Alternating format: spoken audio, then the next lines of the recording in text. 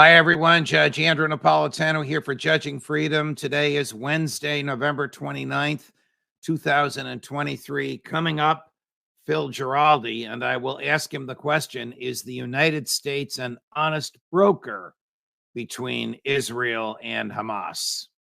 But first this.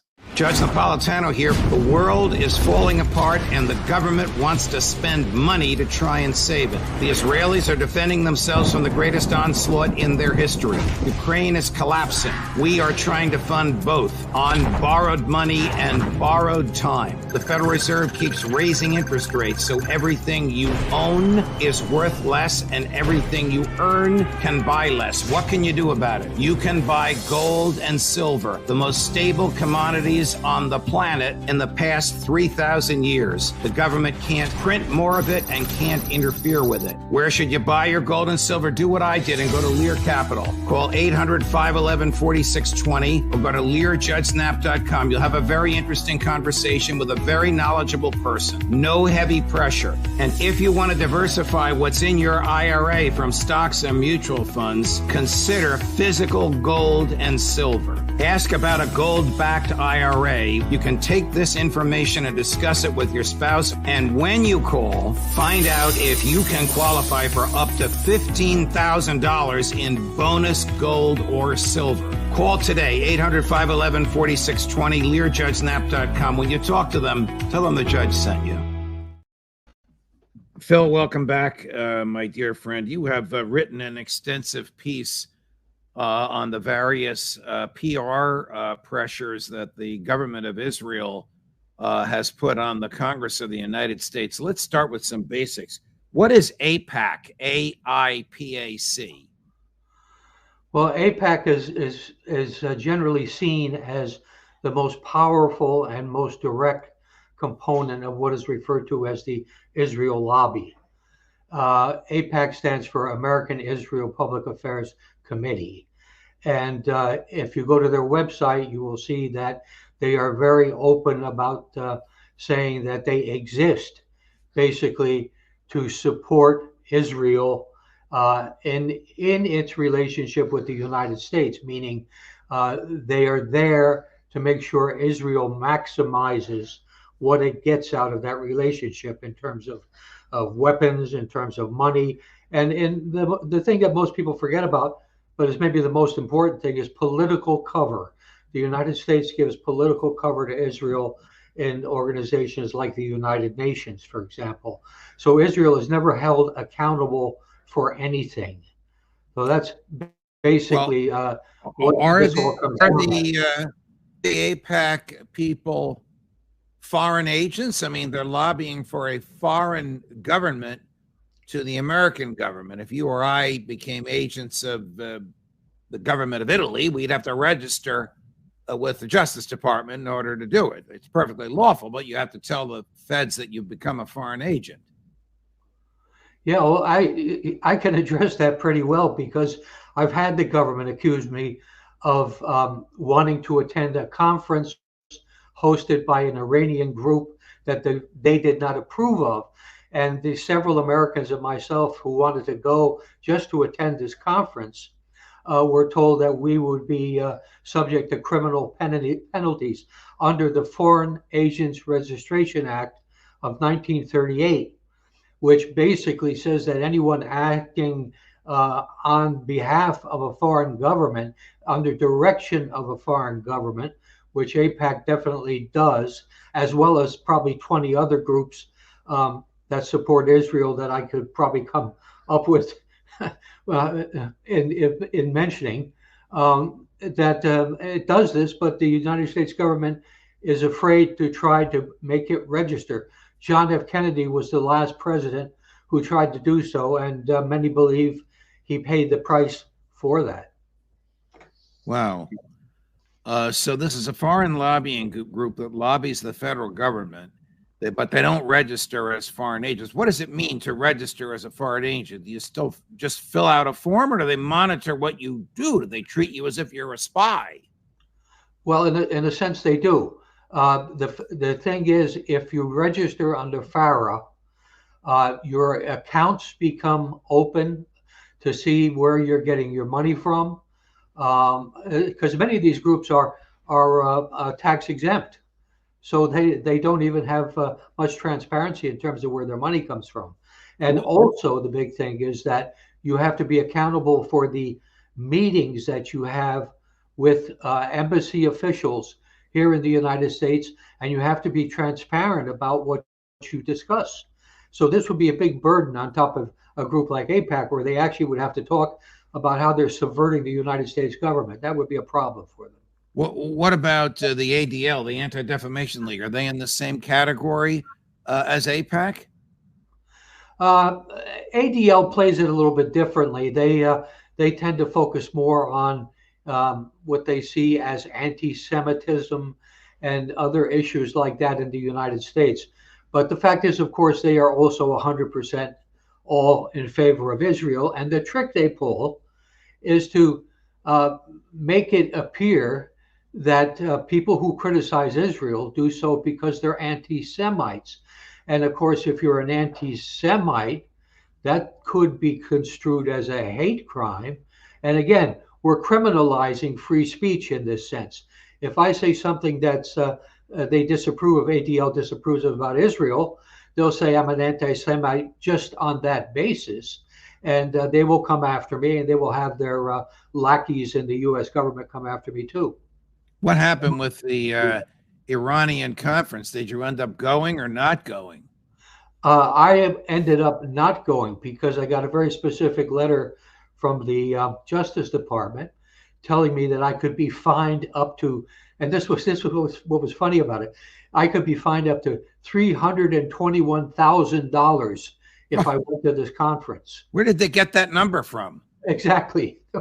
There was no explanation for it. So somebody must have pulled it out of his behind. But it was incredible. And none of the other Americans who were invited to this conference, all of whom were, decent anti-war type people, we were all afraid to go. None of us went. Wow.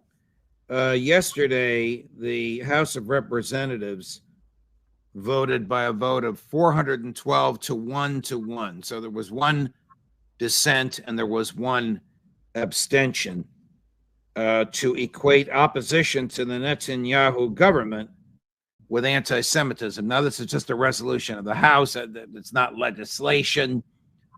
But I often wonder why they do these things. The one and the one were, the abstainer was Congresswoman Tlaib, who was herself Palestinian, who was disciplined by the House 2 weeks ago because she sang a song using a phrase from the river to the sea. The dissenter was the model of personal courage and constitutional fidelity, in my view, Congressman Thomas Massey of Kentucky, who basically was of the view that this was not for the government to do, to get involved in this kind of thing. But why does the government do these things? And why are the numbers so overwhelming? 412, there's 435 members of the House. There are a few vacancies. And there were a few people not there.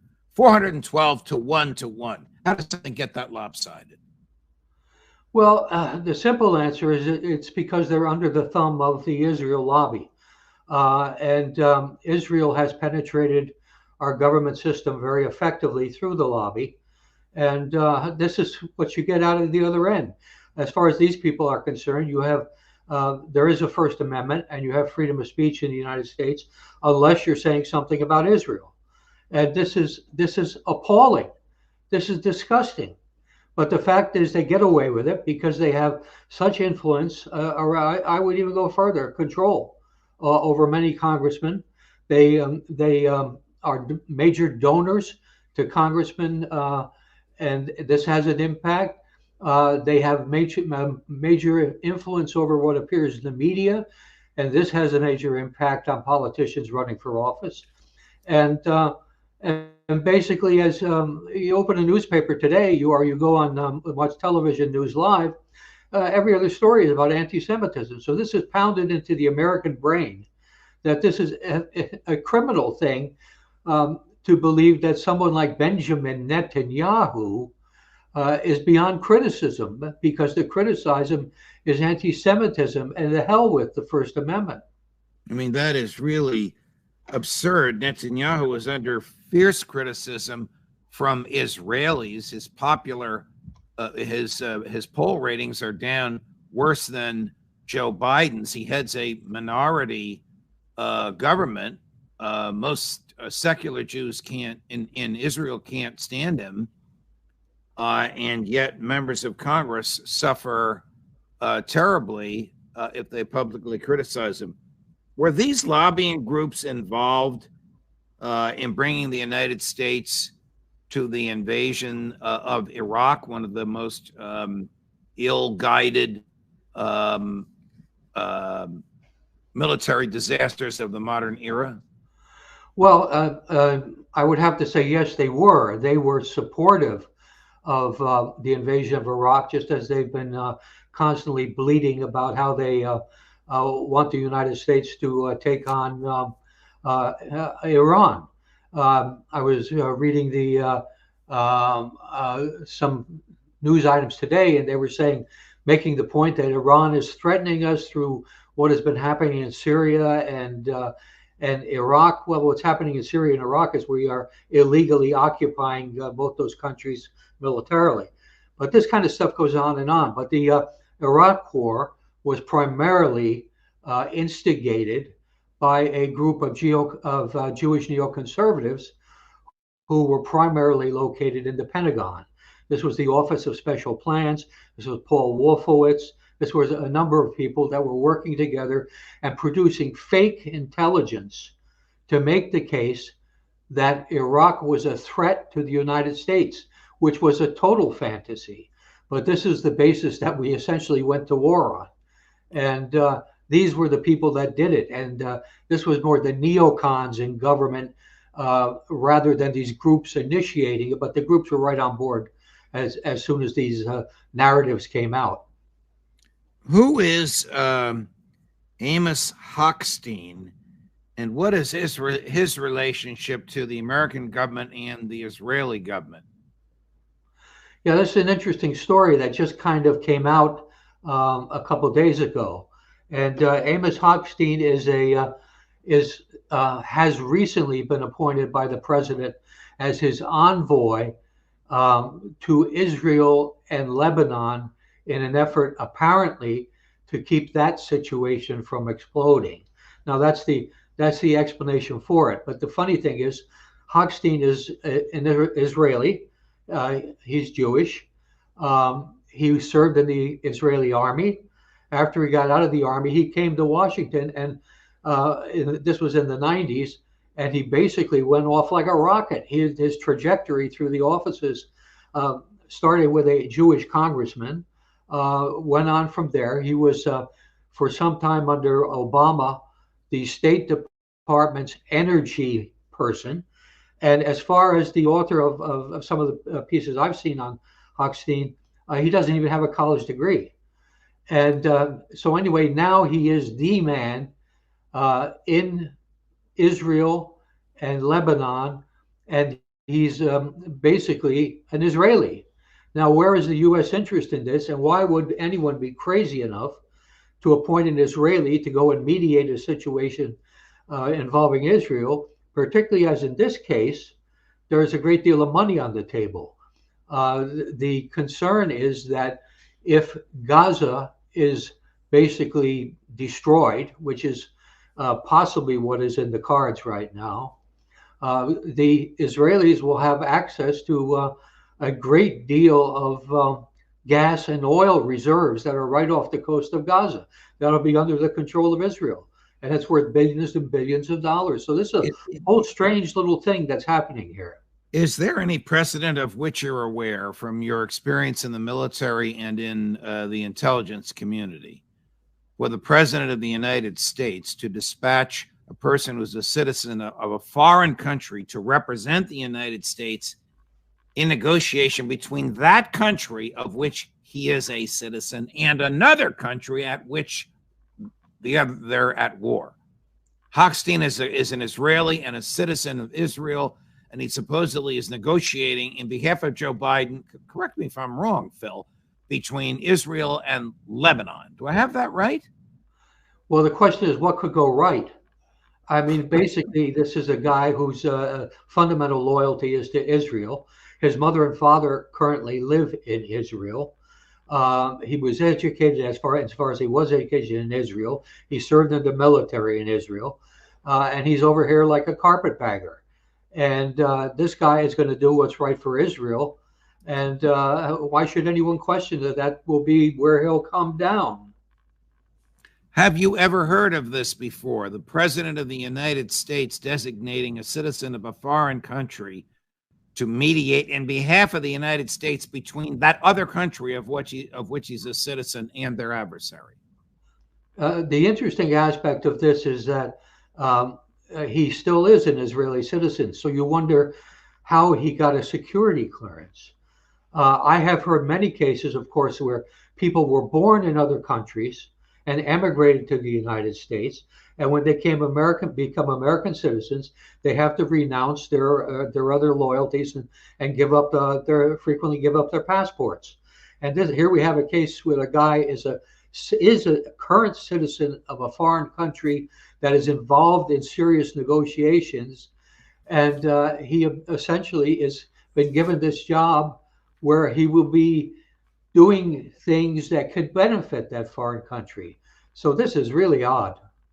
What can you tell us about a guy by the name of Itamar Ben-Gvir, who's the Minister of National Security in the Netanyahu administration, and who opposed the hostage swap and opposed the truces that came about in order to produce the hostage swaps? Well, Ben-Gvir is the ultimate hardliner. He's a guy who believes and has pushed forward legislation that basically says if a Palestinian is protesting about something, the nearest soldier can shoot him dead and there will be no consequences. So this is where his head is. He is one of several cabinet ministers in the Netanyahu cabinet who are fully in favor of eradicating Gaza. And this is, and there's also, of course, one cabinet minister who's in favor of using a nuclear weapon to do it. So this is the kind of thinking we're getting out of Israel at this time. And also bear in mind, there's a lot of stuff going on the West Bank where the remainder of the Palestinians live. There have been over 200 Palestinians killed by police and military and by armed settlers since all of this started. And there have been over 2,000, I think the number was 2,300 Palestinians who've been arrested in what they call preventive detention, where the government doesn't even have to charge them. It just throws them in jail. Well, the people that have been arrested are called prisoners. The people that have been kidnapped are called hostages. I think they're both hostages. Al Jazeera reported this morning that as soon as the Israelis released 39 Palestinian hostages, they began arresting, and they arrested 133 more. So do these negotiators who arrange for these hostage swaps, did they forget to prohibit the kidnapping of more hostages? Yeah, that's the funny part of it, and I noticed that right away when they came to this agreement. I said, my God, these people are going to be released, but they're still going to be on the West Bank, and the Israelis could turn around and rearrest them the next day. The whole thing doesn't make any sense. This is let's see in the next 24, 48 hours how all this kind of stuff plays out, whether this leads to something that maybe is more definitive or something that humanitarian. No, I hesitate to use that word. But let's see where it goes, because the whole thing it lacks a certain credibility. Mr. Ben-Gvir, I guess, is in charge of the Israeli police when they're in the West Bank or when they're in Gaza, and he has prohibited demonstrations of joy he has prohibited these public demonstrations where the Palestinian hostages arrive from the Israeli jail, and then they're greeted with large crowds and much enthusiasm. And he has attempted to suppress that joy by instructing the Israeli police to use an iron fist in which to do so. How does a character like this become in charge of the police in a place like Palestine? Well, he basically he has a certain song that he sings that appeals to Netanyahu and his crew. This guy is not there by accident. He's been rewarded for what he is and what he says. And bear in mind how this all started back in October 6th, 7th. Ben Gvir also is in charge of the police in Jerusalem. Oh. And there was a mob of armed settlers at the Al-Aqsa Mosque, which is one of Islam's holiest sites, who were attacking worshippers, and they were doing this with the police standing there and watching it. Was this a contrived incident to start another incident, maybe over in Gaza, which is now being exploited to basically carry out a genocide? I don't know, but that's certainly moving around in my head. So these people are, some of these people, if you listen to them talk, they're fundamentally evil. They are quite willing to kill thousands and maybe even millions of people, or force them to leave their homes and push them into Egypt, or push them into Jordan, into a refugee camp. They're quite happy to do that, and this is disgraceful. And Biden should be the one pushing back on this, but he's not. The Telegram has reported that Hamas was rehearsing for the October 7th attack since last December, so December of 22. So that would mean 10 months of rehearsal. And the Financial Times has reported that a group of about 5 female IDF members, young women who were trained to operate tanks, noticed an extraordinary amount of use of drones, as if the drones were practicing something on the Gaza side of the border between Gaza and Israel. And these young women reported it to their bosses, who basically just dismissed what they said. The last of the reports was on October 6th. How could the vaunted Mossad have been so wrong, arrogant, indifferent? Or do you think Bibi knew about this ahead of time? Well, I would say they were all of that, but I think in addition to that, there is, at least I believe, there is a political element that this was allowed to happen. And that would have to go up to the top levels of the Netanyahu government. I believe that because there's just too much evidence that this was known. The Israelis also had their own informants inside Gaza who were probably seeing these training exercises. So this was all being reported. And the fact that they did not react to it, respond to it in what one would think is a normal way, indicates to me that there is another level we're looking at. A level that probably will not be exposed until the war is over and there's an investigation of what Prime Minister Netanyahu knew and when he knew it. I say when the war is over. He stays in office, I would think, for as long as the war goes on, so he has an incentive to keep the war going on. What will happen when these prisoner swaps are over?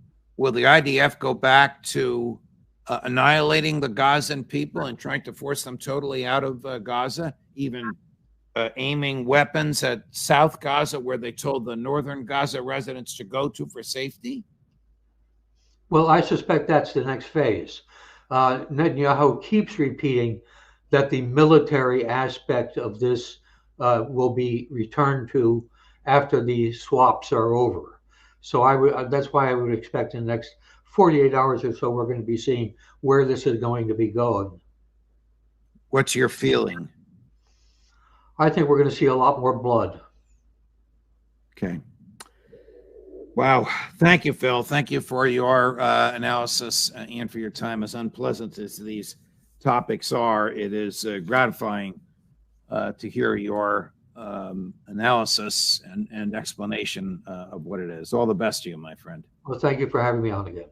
Of course. Coming up at 4 o'clock Eastern, the great Professor John Mearsheimer, and a special guest at 5 o'clock Eastern, Max Blumenthal. Judge Napolitano. Oh, keep remembering to subscribe. We're up to 241,000. Our goal is 250,000 by Christmas. So we have a few weeks left. Thank you for helping us get as far as we have. Like and subscribe and tell your friends. Judge Napolitano for Judging Freedom.